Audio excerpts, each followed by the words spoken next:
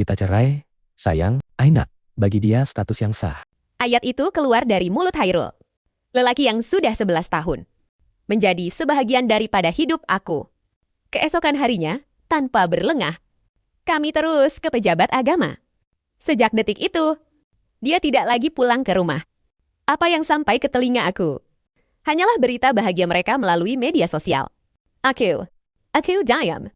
Aku tarik balik semua bantuan, pelaburan, dan kabel besar yang selama ini menyokong syarikatnya. Aku nak tengok sejauh mana dia boleh terbang tanpa sayap yang aku pinjamkan selama ini. Hari itu, langit biru bersih, cahaya matahari terang, angin sepoi-sepoi bahasa. Aku dan Hairul melangkah masuk ke pejabat agama. Saat angin bertiup kencang, hingga rambut aku kusut. Hairul secara spontan mengangkat tangan untuk merapikan rambut aku. Tabiat lama yang masih bersisa. Melihat kemesraan itu, pegawai bertugas tersenyum dan menyapa. Sila Dudek. Nak daftar kawin ya? Maaf, Ensek. Kami datang nak urus perceraian. Jawab aku tenang. Pegawai itu tergamam. Bilik itu sunyi seketika. Apabila ditanya punca, Hairul hanya diam membisu. Aku yang tolong jawabkan bagi pihak dia. Tiada persefahaman. Personality tak serasi. Itu cuma ayat rasmi. Hakikatnya, semua orang tahu. Hairul sudah ada bunga lain yang dia nak lindungi sepenuh jiwa. Seorang gadis pekerja kafe. Di bawah pejabatnya, dia sanggup jemput hantar kerja. Jaga di hospital. Malah di majelis alumni University tempo hari.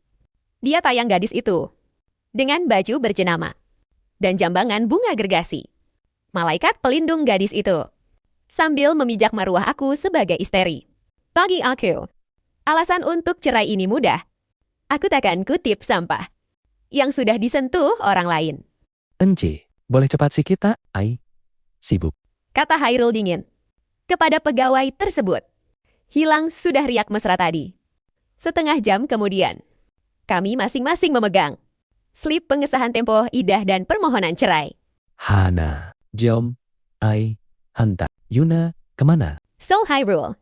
Tanpa menunggu jawaban. Dia terus bawa kereta ke depan aku.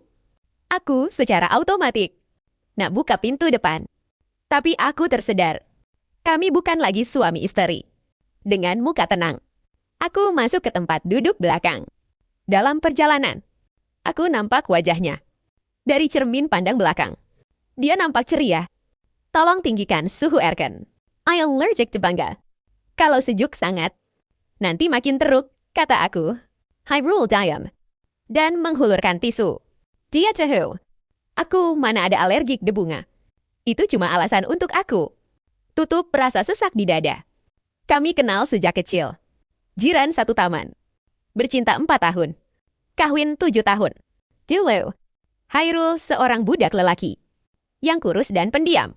Selalu dibully. Aku pula tomboy. Yang selalu backup dia. Aku yang jerit dekat satu tadika. Siapa kacau Hairul? Dia kena hadap aku. Bila dah besar, dia jadi pujaan ramai. Tapi dia tetap kejar aku. Paksa aku masuk university yang sama. 4 tahun di kampus. Tak ada seorang pun lelaki berani dekati aku. Sebab Hairul sentiasa ada sebagai penghalang. Hari convocation. Dia lamar aku dengan gimmick.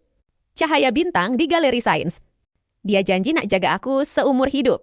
Masa itu, aku tak ragu-ragu. Tapi hari ini, aku tolak dia jauh-jauh. Tiba-tiba teleponnya berbunyi. Lagu cinta remaja yang sangat sweet. Dia jawab depan aku tanpa rasa bersalah. Suara gadis itu, Maya. Kedengaran manja mengadu lapar. Hairul tersenyum sinis memandang aku. Lalu memujuk Maya. Dengan suara paling lembut yang pernah aku dengar.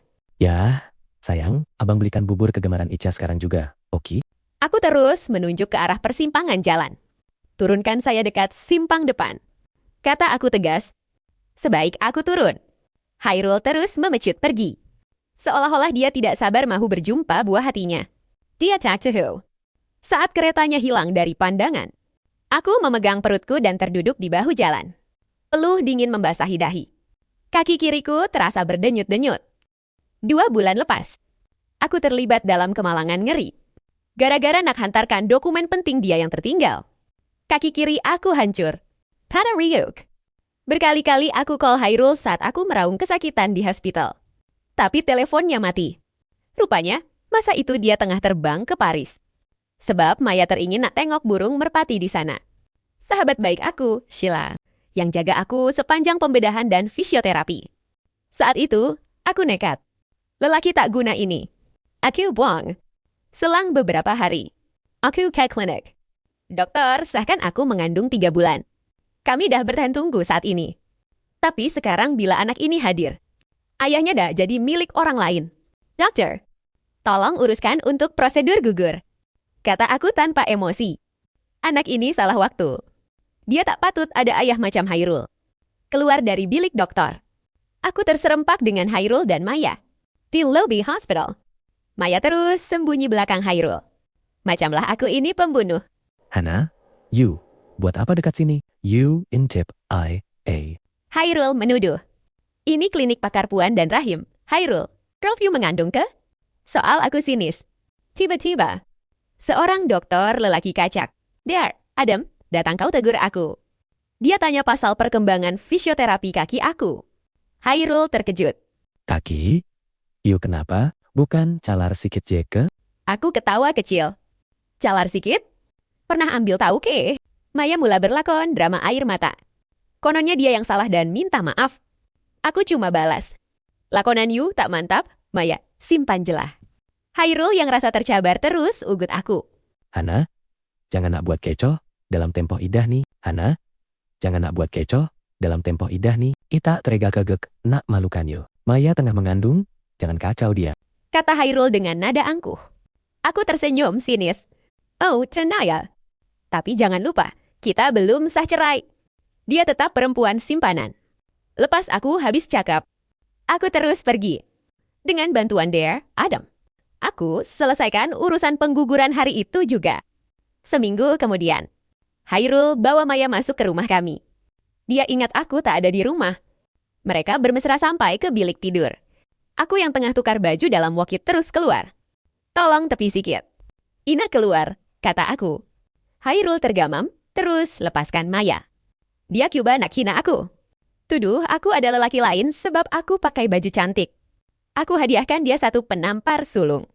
Ini rumah IE, harta sebelum kawin. Pukul 3 petang nih, itukar mangga pintu. Barang you tak keluar, ibuang dalam tong sampah. Malam itu, aku kumpulkan semua klien besar. Dan pelabur syarikat Hairul dalam satu majelis makan malam. Mereka semua kawan aku sejak zaman sekolah dan university. Aku bagi tahu mereka satu persatu. Idan Hairul dah cerai. Dia kirang. Sejak malam itu, satu demi satu kontrak syarikat Hairul dibatalkan. Pelabur tarik diri. Aku juga menjual semua saham syarikat dengan harga yang tinggi. Dan mengambil semua harta sepencarian. Hairul cakap aku macam orang gila. Menjerit marahkan aku sebab jual saham syarikat. You dah tak ada dalam hidupi. Kenapa I kena simpan saham syarikat you? Jawab aku tenang. Satu pagi, Hairul tunggu depan rumah aku dengan muka serabai. Hana, Maya, dah tinggalkan I. Dia lari bawa duit sebelum 4 lepas, syarikat 1 bangkrut. Anak yang dia kandung pun bukan anak I. Dia penipu. Aku pandang dia dengan rasa kosong. Jadi, awak nak cakap apa sebenarnya? Hana, kita boleh mula balik? Soalnya dengan mata kemerahan. Aku cuma senyum sinis. Aku hanya memandangnya dengan rasa jijik. Kau tahu tak kenapa aku di hospital hari itu? Aku gugur anak kita. Anak yang kau impikan selama 7 tahun. Aku tak nak anakku ada ayah yang khianati mak dia. Aku tak mahu ada sebarang kaitan dengan lelaki seperti kau. Hairul terduduk. Dia menangis semahu-mahunya. Tapi pintu hati aku sudah tertutup rapat. Dia kehilangan segalanya. Istri, anak, harta, dan kerjaya. Dia kini muflis dan hidup dalam penyesalan di kampung. Setahun kemudian, aku berkahwin dengan Dare, Adam. Dare, Adam adalah lelaki yang setia menungguku sejak zaman sekolah lagi. Majelis kami sangat meriah. Walaupun aku janda, Dada melayan aku macam permaisuri. Di satu sudut majelis, aku macam nampak kelibat seorang lelaki. Berbaju tekdo usang yang aku pernah belikan dulu. Dia pegang bunga. Tapi dia tak berani mendekat. Bila aku pandang lagi sekali, kelibat itu sudah hilang. Mungkin itu cuma memori lama yang ditiup angin. Sekarang, hidup aku baru bermula. Aku menggenggam erat tangan Adam. Melangkah menuju masa depan yang lebih bahagia.